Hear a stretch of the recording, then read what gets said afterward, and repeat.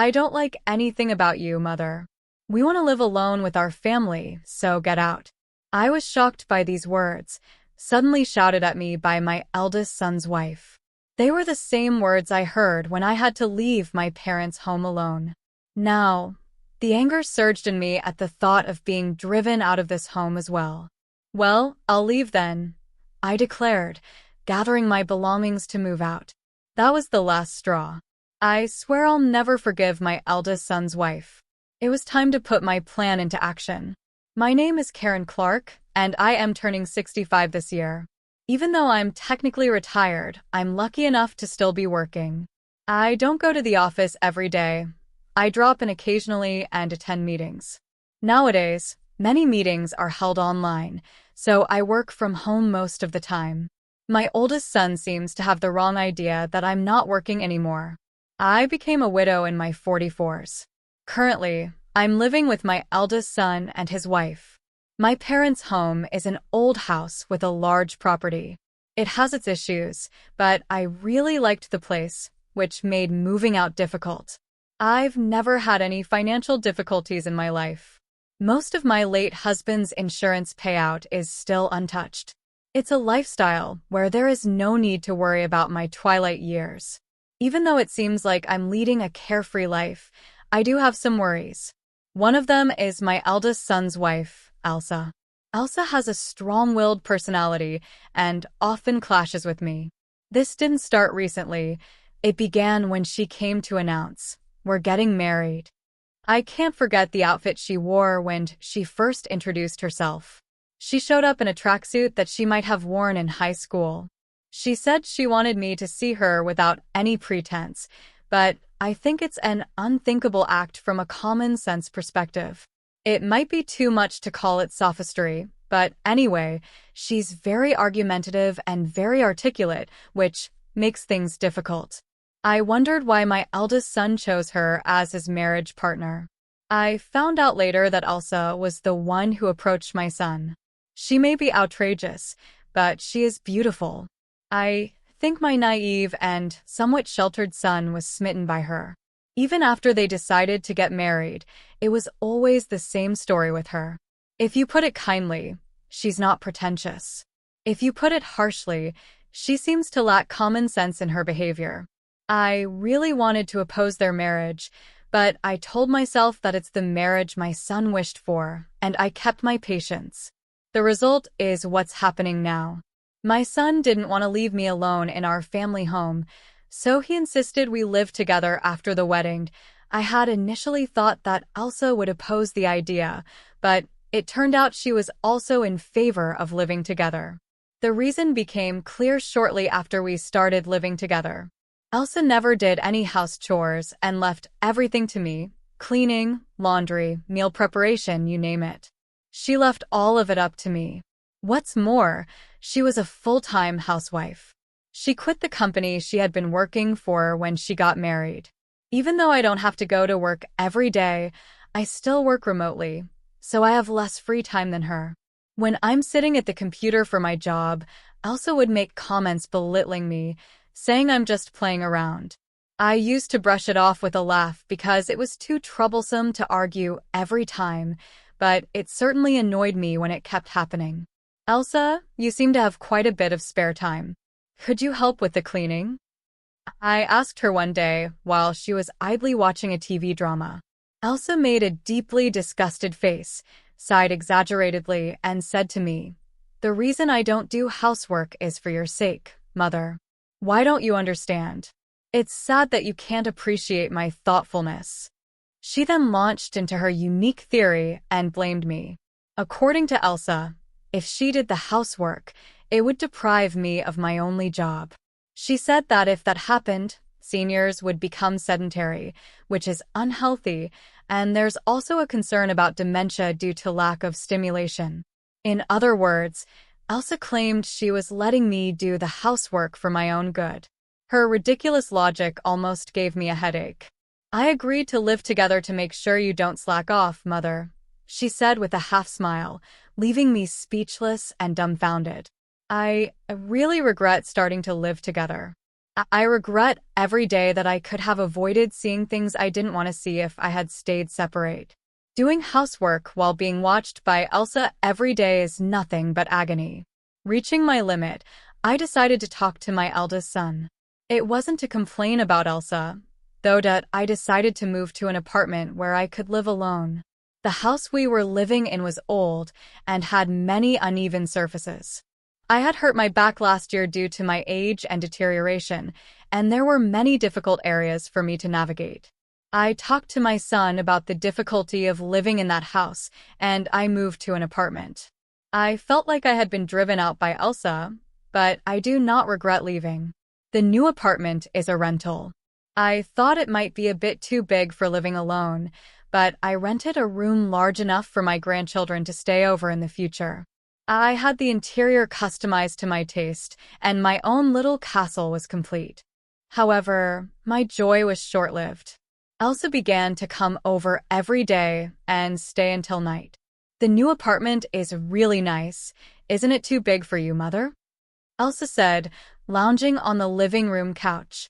Come on, Mother. Come back to your old home and do the house chores. It's for your health and longevity. Unbelievably, Elsa was telling me to go back to the old house and do the house chores during the day. She's so self-centered, it makes me dizzy. I've already moved out of the house. You need to step up as the wife. I take care of all the house chores here, and my annual checkups are always good, Elsa. There's nothing for you to worry about. Elsa turned her head away, ignoring my words. She always ignored anything inconvenient. That was her usual strategy.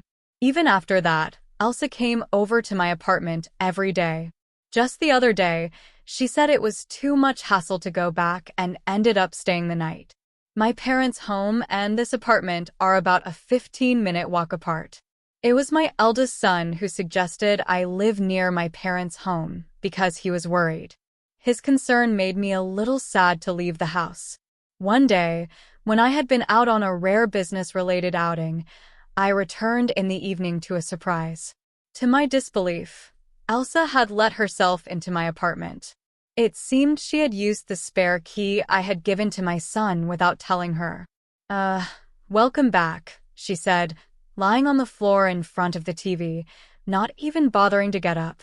Elsa, that spare key is meant to be used in emergencies, not for you to let yourself in when I'm not home, I said, feeling uncomfortable knowing that she'd been in my apartment while I was away. For the first time, I sternly told her so.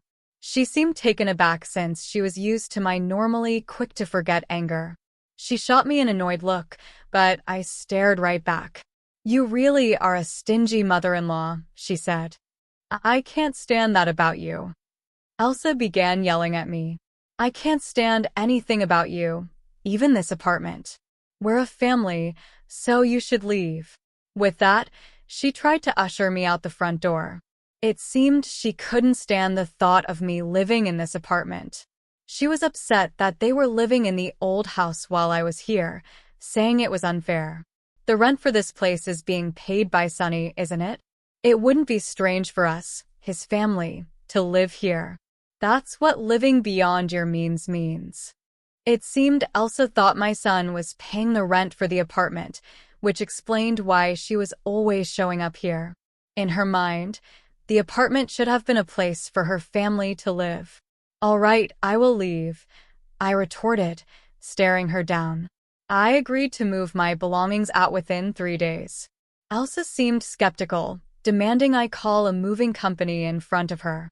I immediately called a moving service from my smartphone and scheduled them to come in 2 days.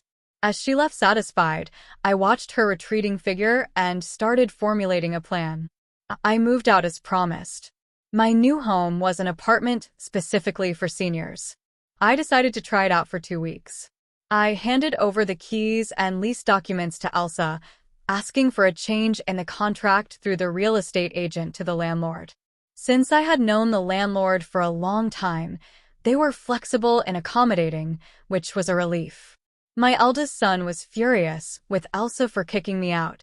He seemed to be contemplating divorce, but Elsa didn't seem to care. On the contrary, She appeared to have started living alone in my apartment, declaring, "Well then, let's live separately."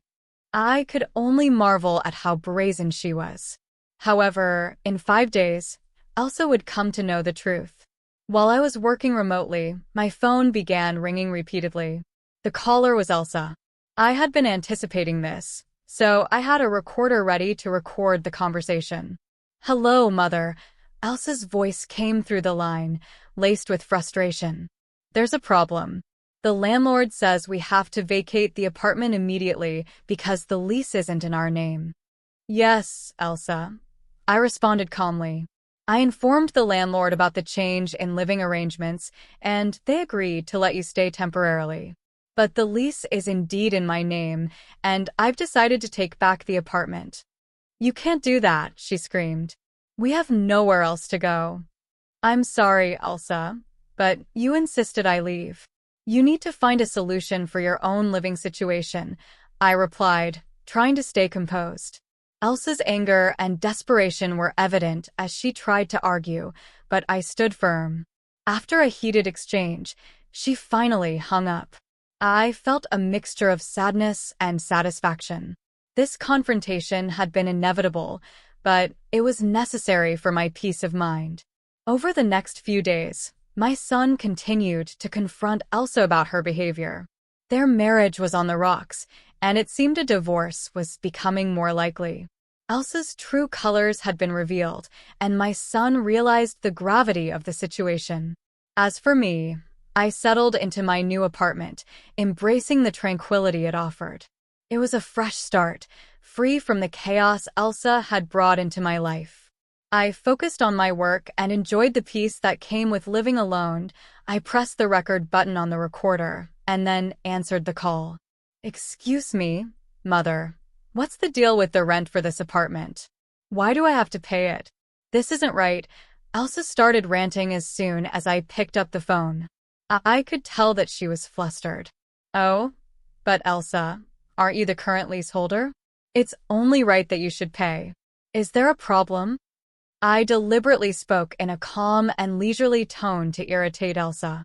The flustered Elsa seemed to become even more agitated. "But didn't Sunny use to pay the rent here? We're not even divorced yet, so shouldn't Sunny pay it?" When Elsa told my eldest son about the rent issue, he informed her that I knew the truth and that she should call me. In reality, there was never a time when my eldest son paid the rent. In fact, I had been financially assisting him.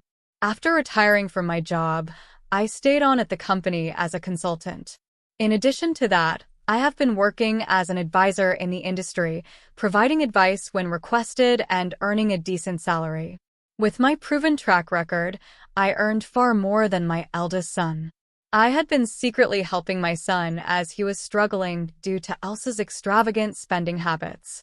"So, it's a misunderstanding on your part, Elsa.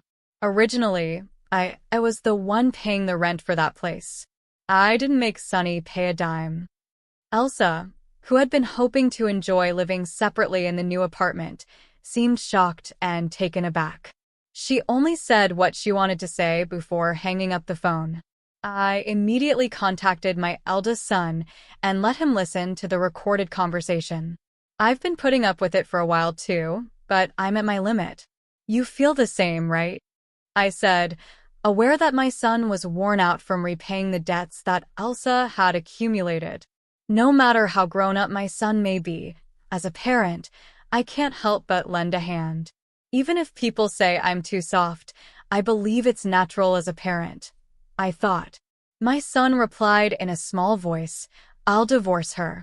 I'm tired too." "Well, follow my instructions." With a sense of resolution, we began to discuss the next steps. It was clear that the marriage had reached a breaking point, and it was time to make a change for everyone's well-being. Then I told my son my plan and gave him detailed instructions. I first asked him to take paid leave for about 3 days starting immediately. I directed him to discreetly move out his important belongings without letting Elsa know.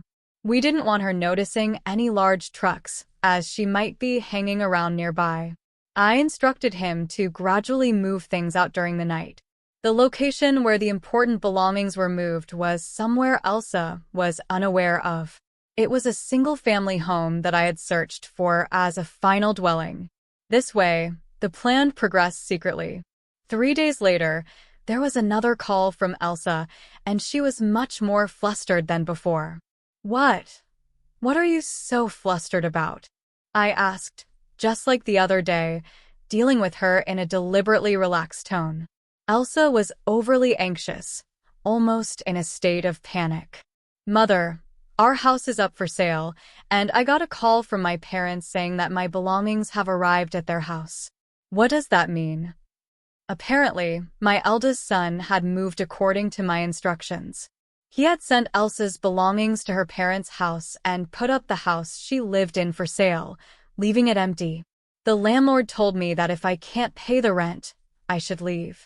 I thought I should consult with Sunny, and when I got home, there were chains and a padlock on the gate, and I couldn't get in. There's even a for sale sign up. Elsa was almost hysterical. She must have been completely taken aback when she got home. I have already formally entered into a sales contract with a realtor. We can't get into that house anymore. Elsa, there are a few things I want to correct.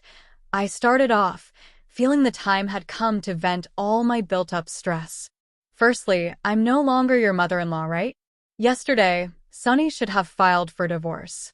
You signed it, didn't you? You and I are strangers now. Yesterday, my eldest son had submitted the divorce papers to the city office. It seems that the divorce papers were signed by Elsa a long time ago. Threatening to divorce if he didn't do as she said was apparently a habit of hers. My eldest son thought that one day Elsa would change. She was the person he had loved enough to marry. When threatened with divorce, he had no choice but to give in, as he once told me. But it seems my eldest son had finally had enough. He signed his name on the divorce papers that were always used as a threat and submitted them. The divorce papers have been formally accepted. You always said to Sunny that you could divorce anytime. Aren't you satisfied now that things have gone your way, Elsa? On the other side of the phone, I sensed Elsa holding her breath. She wanted to retort but couldn't find the words. She must have been feeling frustrated. Besides, I'm worried about you. After the divorce, you can't continue to live in that apartment without working, can you? And moving costs money too. It's tough. How did you even manage to pay this amount? I can't believe it. Elsa didn't hide her anger anymore. She yelled at me and continued to curse me. She said she married my son because my late husband left an inheritance. You married him for money? I asked, my voice steady despite the revelation. Yes. Your family had money, and I thought it would be a comfortable life, she screamed. Well, now you have nothing, I replied calmly. Your lifestyle of extravagance has led to this. My son will move on, and so will I. It's time for you to take responsibility for your actions. With that, I ended the call, feeling a sense of relief wash over me. The ordeal was over. Elsa's manipulation and selfishness had finally come to light, and my son was free from her toxic grasp. It was a new beginning for both of us, one filled with hope and the promise of a better future. I manage all the inheritance, and she cannot touch a penny of it. She screamed that nothing was going well despite marrying for the sake of repaying debts. Of course, I let my son listen to this conversation as well. If it came to a divorce settlement, the recording was what I planned to submit as evidence. I thought it was the end, so I patiently waited for Elsa to finish her tantrum. She ranted for about 15 minutes with ease. I'm sorry. I've been disowned by my family. I have nowhere to return. Please help me, she said in the end, crying and begging for help. She had caused her parents much trouble due to her spending and borrowing habits, and they had disowned her. Come to think of it, I remember feeling something off at the wedding. It clicked for me. This was what felt odd. Elsa had nowhere to go, nowhere to return. I felt a bit sorry for her, but decided to view it as a consequence of her actions. Apologizing now won't do much. We're strangers now. There's nothing more to discuss. Good luck with your life from here on, I said, ending the call. After our call, Elsa apparently caused a ruckus at my eldest son's workplace. My son told me the situation escalated to the point of calling the police. When he got home from work, Elsa, who had been squatting at the apartment without paying rent, found that the landlord had changed the locks while she was out. She couldn't even get into her apartment. She probably tried to reach out to me or my son, but we had canceled our cell phones and switched to new ones, changing our numbers too. I can only imagine the despair she felt upon finding she couldn't get through, no matter how many times she tried. We didn't tell her our new address either, so she couldn't contact us. After causing a scene at my son's company, she was issued a restraining order. With no other options, she seemed to have turned to her disowned family. When she returned home, she was met with a shocking scene. The luggage I had sent to her family home was left out in the rain in the backyard. She reportedly wasn't even allowed to step foot inside the house. The unpaid rent for the apartment had been billed to her parents, probably adding fuel to their anger.